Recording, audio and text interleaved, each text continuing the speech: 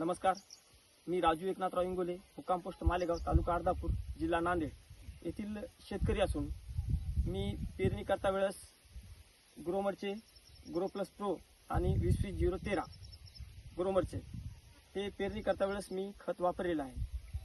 आणि खत वापरायच्या नंतर एक 30 ते 35 दिवसानंतर ग्रोमरचे नॅनो DAP चे 2 स्प्रे घेतलेले आहेत 15-15 दिवसाच्या नंतर. तर हे केल्यानंतर माझ्या असं लक्षात आलं की गव्हाची जे काय आहे ते फुटव्याची संख्या पण चांगली झालेली आहे आणि ओंबीची संख्या पण चांगली आहे.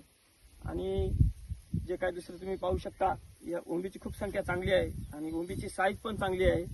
आणि एकंदरीत आम्ही आता एक पाहिलं तर या एका ओंबीमध्ये जवळपास 75 गहू निघालेले आहेत.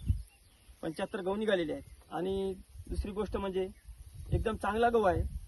आणि हेच बाजूला मी याच्या बाजूला शेत आहे, तर त्या शेतामध्येच इथं बाजूलाच एक प्लॉट आहे, याच्यामध्येच मी 15-15-15 आणि युरिया वापरला होता. तर तिथं तुम्ही पाहू शकता त्या ठिकाणी गव्हाची ओंबी पण थोडी छोटी आहे.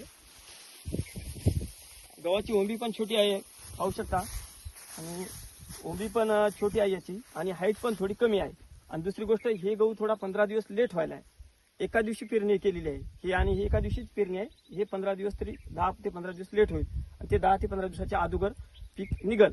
आणि दुसरी गोष्ट म्हणजे आणखीन याच्यामध्ये जे गहू लोळायचं जे प्रमाण आहे हे तुम्ही पाहू शकता. एक गहू लोळलेला आहे, त्याच्यामध्ये 15-15-15 आणि युरिया वापरलेला आहे. हे गहू लोळलेला आहे आणि त्याच्यामध्ये ग्रोमरचं कोरोमंडळ कंपनीचे ग्रोमरचे ग्रोप्लस प्रो आणि नॅनो DAPचा स्प्रे घेतलेला आहे. तुम्ही पाहू शकता ते गहू खूप छान आहे. अशा प्रकारे चांगलं उत्पादन येईल अशी मला अपेक्षा आहे.